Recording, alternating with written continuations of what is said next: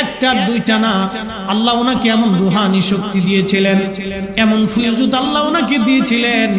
মুজাদ্দিদ আল ফাসানি যখন জেলখানায়, গোয়ালিয়র জেলখানায় 40,000 কয়েদি ছিল, তখন ওই 40,000 কয়েদির মধ্যে অন্য ধর্মের যারা ছিল তারা কালেমা পড়ল, এবং চোর ডাকাত লুচ্চা বদমাশ যারা ছিল আল্লাহর ওলির সোহবতে যাইয়া তারা এমন ভাবে তাদের দিল পরিবর্তন হয়ে গেল, তারা সবাই মুরিদ হয়ে আল্লাহর ওলির বায়াত নিয়ে তারা মুরিদ হয়ে গেল। একবার জোরে বলা যাবে কি মারহাবা।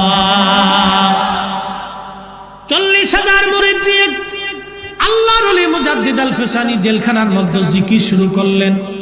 প্রত্যেক নামাজের পরে উনি জিকিরের তালিম যখন দিতেন, 40,000 কয়েদি যখন একসঙ্গে জিকির আদায় করত, উচ্চ স্বরে আল্লাহ আল্লাহ আল্লাহ আল্লাহ জিকির দিত, ওই আল্লাহ আল্লাহ জিকিরের আওয়াজে সম্রাট আকবরের বিরাট বড় মসনদ থরথর করে কাঁপতে থাকতো। সুবহানাল্লাহ কি বলা যাবে? সম্রাট আকবর চিন্তা করলো, সর্বনাশ, এটা তো ভূমিকম্প না, হাই হাই, এই পাগলের জিকিরের আওয়াজ এত বড় মজবুতের জেলখানার থেকে বের কর, তাহলে আমার মসনদ দিয়ে টানাটানি লাগবে। জেলখানার থেকে বের করে নিয়ে আসছে। সম্রাট আকবর বলল, মুসলমান ফকির তুমি কি চাও? আল্লাহর ওলি বললেন, সম্রাট আকবর শোনো, এই জমিনে কালেমা ফিরাই দিতে হবে তোমাকে।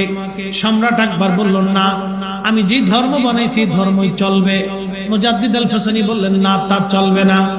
সম্রাট আকবর বলল, তাহলে এক কাজ করেন, আপনি একটা আপনার সাথে আমার একটা কথা হয়ে যাক। বলে, কি কথা? বলে, আমি একটা খানকা বানাবো, আমার একটা ঘর, দ্বীন ইলাহির ঘরের মধ্যে আমি মানুষদেরকে দ্বীন ইলাহির ফজিলত বর্ণনা করব। আপনি মসজিদের মধ্যে মানুষদেরকে দ্বীনের দাওয়াত দিবেন, আপনার ধর্মের, দেখি কোন ধর্মে লোক বেশি হয়ে যায়। মুজাদ্দিদ আল ফাসানি বলেন, আচ্ছা ঠিক আছে, দাও। আল্লাহর ওলি মসজিদের মধ্যে দ্বীনের দাওয়াত দেন, আর সম্রাট আকবর তার ঘরের মধ্যে দ্বীনের তার ধর্মের দাওয়াত দিচ্ছে। এমন একটা পর্যায়ে সম্রাট আকবরের তো টাকা পয়সা সোনা দানা বহু কিছু ছিল, এইগুলি নিয়ে সম্রাট আকবর মানুষদেরকে তার দিকে রুজু করে নিয়ে যাচ্ছে। এমন সময় আল্লাহর ওলি চিন্তা করলেন, না না, সর্বনাশ, এই লোকটা যদি এইভাবে মানুষদেরকে বেঈমান বানায় তাহলে এই উপমহাদেশে ইসলামের অস্তিত্ব নিয়ে টান লাগবে, এই লোকটাকে এই দুনিয়াতে আর রাখা যাবে না। আল্লাহর ওলি মসজিদ থেকে বের হইয়া এক মুষ্টি মাটি নিয়া বিসমিল্লাহ আল্লাহু আকবার বলে সম্রাট আকবরের দ্বীনে ইলাহির ঘরের দিকে মেরে দিলেন। আল্লাহু আকবার। শুধু মাটিটার মাটি থাকে নাই, ওই ধুলি আর ধুলি থাকে নাই, ধুলিটা টর্নেডো হয়ে গেল, বিরাট বড় টর্নেডোর আকারে দ্বীন ইলাহির ঘর উড়িয়ে নিয়ে চলে গেল। সম্রাট আকবর নিজে বাঁচার জন্য যখন নিজের ঘরের দিকে দৌড় মারল, আল্লাহ বলেন, ফেরাউনকে সুবায়ে মারছি, নমরুদের 400 বছর ধরে আমি জুতা দিয়ে পিটাইছি।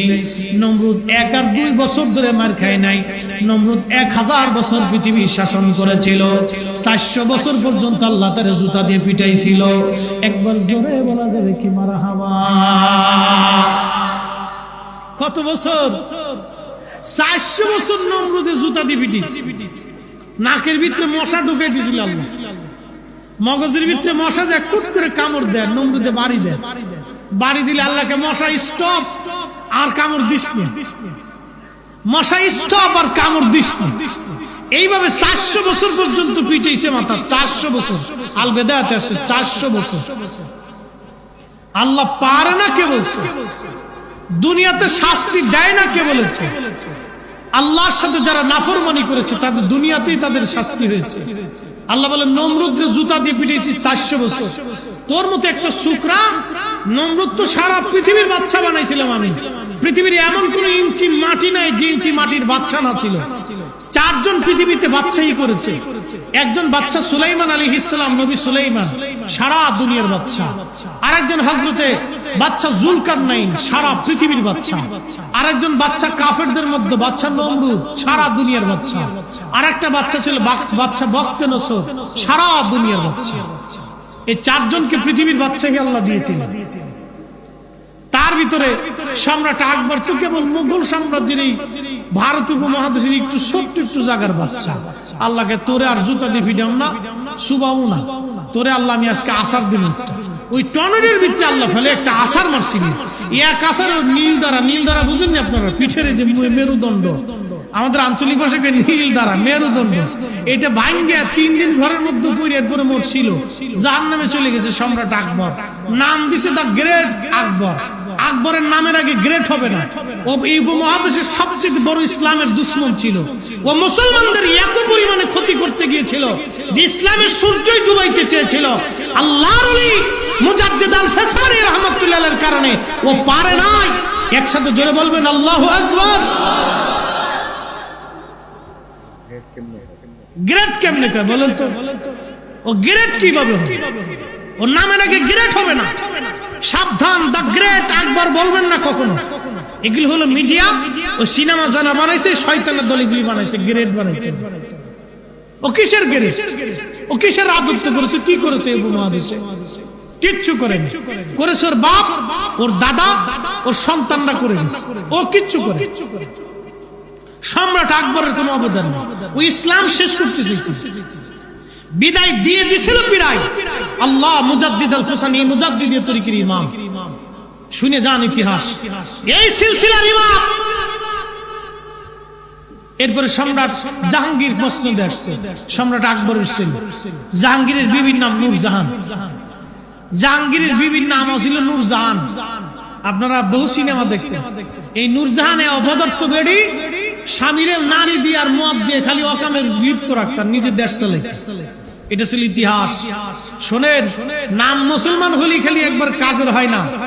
এদেশে কোন রাজা বাদশা দিয়ে ইসলাম হয় নাই। আবার বলি, রাজা বাদশা দিয়ে ইসলাম হয় নাই। রাজা বাদশারা সাম্রাজ্য নীতিতে বিশ্বাসী ছিল।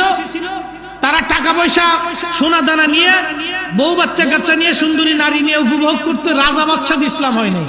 ইসলাম এনেছে আল্লাহর ওলিরা, এই জায়গায় জায়গায় ঘুরে ঘুরে ঘুরে ঘুরে খানকা বানিয়ে মানুষের কাছে কালেমার দাওয়াত দিয়ে এদেশের জমিন ইসলাম কায়েম করেছে আল্লাহর ওলিরা। ওলিদের দিয়ে ইসলাম হয়েছে, ওলিদের দিয়ে ইসলাম হয়েছে। ইতিহাস শুনে যান।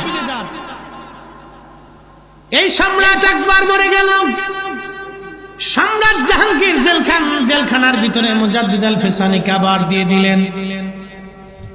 মুজাদ্দিদ আল ফেসানি যখন জেলখানায় চলে গেল, গোয়ালিয়র জেলখানায় 40,000 কয়েদি ওনার মুরিদ। ও বাবা মুসলমান, খুব মনোযোগ দিয়েন। ওইদিকে আফগানিস্তানের কাবুলের যিনি বাদশা ছিলেন তার নাম ছিল মোহাব্বত খান। এই মোহাব্বত খান ছিল হযরত মুজাদ্দিদ আল ফেসানি রাহমাতুল্লাহ আলাইহির মুরিদ। দিল্লি থেকে চিঠি গেছে, হো মোহাব্বত খান, তুমি থাকতে তোমার পীর ও মুর্শিদ জেলখানার মধ্যে থাকবে তা হয় না। তুমি তাড়াতাড়ি আসো, সম্রাট জাহাঙ্গীর মুঘল বাদশা তোমার হুজুরকে জেলখানায় বন্দী করছে। মোহাব্বত খান চিন্তা করলেন, না, আমি রাজপ্রাসাদের মধ্যে ঘুমাবো আর আমার পীর ও মুর্শিদ জেলখানার মধ্যে ঘুমাবে, তা হতে পারে না। একবার জোরে বলবেন কি মারহাবা। এই আফগানি শাসক মোহাম্মদ খান 30,000 সৈন্য নিয়ে তিনি রওনা দিলেন সুদূর আফগানিস্তান থেকে। আফগানি মুসলমান আগে থেকেই তারা যোদ্ধা, তারা আগে থেকেই যোদ্ধা, নতুন করে না। এই আফগানিস্তানের মোহাব্বত খান 30,000 সৈন্য নিয়ে মুঘল সাম্রাজ্য আক্রমণ করলেন। সম্রাট আকবর মুঘল সাম্রাজ্য আক্রমণ, সম্রাট জাহাঙ্গীরের মসনদ আক্রমণ করলেন, দিল্লি ঘিরে ফেললেন তিনি। বাজার খুব মনোযোগ দিয়েন। সম্রাট জাহাঙ্গীর চিন্তা করলো, এই একটা মুসলমান ফকির, একে মেরে ফেলে দেওয়া লাগবে। একে না মারলে ঝামেলা চুকবে না, একে মেরে ফেলে দাও জেলখানার ভিতরে। উজির ডাক দিয়ে বলল, বাচ্চা মারবই তো, একটু কলা করে মারি। বলে কলা কি? বলে জঙ্গল থেকে একটা সিংহ ধরে নিয়ে আসি। এনে কি করবি? সিংহটাকে না খাওয়ায় রাখবো, তারপরে আমরা আল্লাহর ওলি মুজাদ্দিদ আল ফেসানিকে সিংহের খাঁচার ভিতরে দিয়ে দিব। সিংহ এই বুড়াটাকে চিরে চিরে খেয়ে ফেলে দিবে, সে চিৎকার মেরে কাঁদবে আর আমরা সেটা দেখে আনন্দ করব। সম্রাট জাহাঙ্গীর জানে না আল্লাহর ওলিদের দৌড় আল্লাহর আরশ পর্যন্ত। কথা কোন ঠিক কিনা? আল্লাহ কোরআনে বলে, লা খাউফুন, কোনো ভয় নাই, ওয়ালা হুম ইয়াহজানুন, তাদের কোনো চিন্তা নাই। আল্লাযীনা আমানু ওয়া কানু ইয়াত্তাকুন, যারা ঈমান আনছে এবং তাকওয়া অবলম্বন করেছে ওলি হয়েছে। আল্লাহ বলেন লাহুমুল বুশরা ফিল হায়াতিদ দুনিয়া, দুনিয়ার জন্য তাদের উপর সুসংবাদ। দুনিয়াতেও আল্লাহ তাদের কোনো চিন্তা রাখেন নাই, পেরেশানি আমার আল্লাহ দেন নাই। কক্সবাজারের মুসলমান হযরতে মুজাদ্দিদ আল ফিসানি সিরহিন্দি রাহমাতুল্লাহি আলাইহি যখন সম্রাট জাহাঙ্গীর বিরাট বড় একটা সিংহ ধরে নিয়ে আসছে, প্রায় 15 দিন 1 মাস পর্যন্ত এটাকে ক্ষুধার্ত রাখছে, খাবার দেয় নাই। প্রচন্ড ক্ষুধা, সিংহটা পাগল পারা হয়ে গেছে। এরপরে সিংহের খাঁচার ভিতরে আল্লাহর ওলি মুজাদ্দিদ আল ফিসানি সিরহিন্দিকে ধরে নিয়ে সম্রাট জাহাঙ্গীরের সৈন্যরা যখন আল্লাহর ওলিকে খাঁচার মধ্যে ঢুকাই দিল। মনোযোগ দেন যুবক, ওলি কাকে বলে? ওলি ওলি আমরা কেন তাদের সিলসিলার ভিতরে থাকবো? ওলি কাকে বলে দেখেন, সিংহের খাঁচার ভিতরে তাকে দিয়ে দেয়া হলো। সিংহ আল্লাহর ওলিকে যখন দেখছে, দেখার সাথে সাথে আপনার বাড়ির কুকুর, পালিত কুকুর যেমন লেজটা গুটাইয়া আপনার সামনে এসে বারবার আপনার চারপাশে ঘুরে আর অনুনয় বিনয় করে, আল্লাহর ওলিকে দেখার সাথে সাথে 1 মাসের ক্ষুধার্ত একটা সিংহ, হিংস্র প্রাণী, কথা ছিল আল্লাহর ওলিকে খেয়ে ফেলবে, কিন্তু না না না, খাই নাই, বরং লেজটা গুটাইয়া মাথাটা নিচু করে আল্লাহর ওলির কদমের সামনে এসে সিংহ পড়ে গেল। না হয় না আর জোরে, আরো জোরে। আমারে যদি ছাইড়ে দেন চিড়িয়াখানার ভিতরে, সিংহের খাঁচার ভিতরে, সিংহ কবে মামু বহুদিন পরে তোমারে পাইলাম, কি কথা কর, আমি যে বিরাট বড় বক্তা ফরিদি সাহেব, সিংহ আমারে চিনবে না। আরে সিংহের কথা বাদ দিলাম, দেশের কুত্তাও তো আমারে চিনবার চায় না। আপনার বাড়ির কুকুর, আপনার গোলাম, আপনার বাড়িতে যাওয়ার পরে কুত্তায় আমারে তাড়াইতে চায়, কি কথা কন না কেন, ঠিক কিনা? কারণ কুত্তা জানে না আমি ফরিদি সাহেব না বক্তা সাহেব না মুফতি সাহেব না হুজুর সাহেব না ইমাম সাহেব, কুত্তাই চিনে না।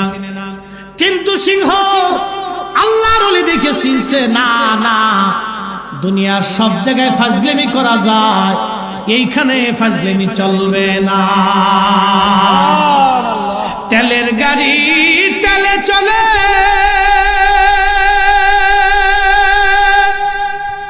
হাওয়ার গাড়ি হাওয়ায় চলে, বিনা তেলে চালায় গাড়ি নবী সুলাইমান।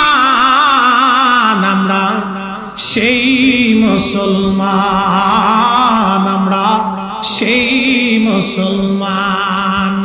আজকে নামাজ ছেড়ে দিছি, মসজিদে জুতা চুরি করি, গাঁজা খাই, হিরোইন খাই, আফিম খাই, মদ খাই।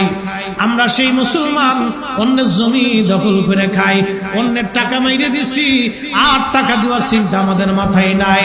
আমরা সেই মুসলমান, আল্লাহ আল্লাহ, আমরা সেই মুসলমান হইছি, আমরা সেই মুসলমান। আমরা হে মুসলমান, শিক্ষিত দেখাই দেখা আল্লাহ দেও না, আল্লাহকে ধুর, তোকে কি দিবি? তুই তো নাফরমান বেটা, সকালে ঘুম থেকে নাফরমানি করিস, রাত্রে ঘুমোতে যাওয়ার আগে নাফরমানি। এই জন্য আমরা যতই কাঁদি, দোয়া কাজ হয় না। 15 দিন ধরে বৃষ্টি নাই, প্রচন্ড গরমে, রোজার ভিতরে উত্তাপ, মানুষ রোজা রেখেও সালাতুল ইস্তিসকার নামাজ পড়ছে, বৃষ্টি নামে নাই। আগের জমানাতে মুরব্বিদের কাছে শুনছি সালাতুল ইস্তিসকার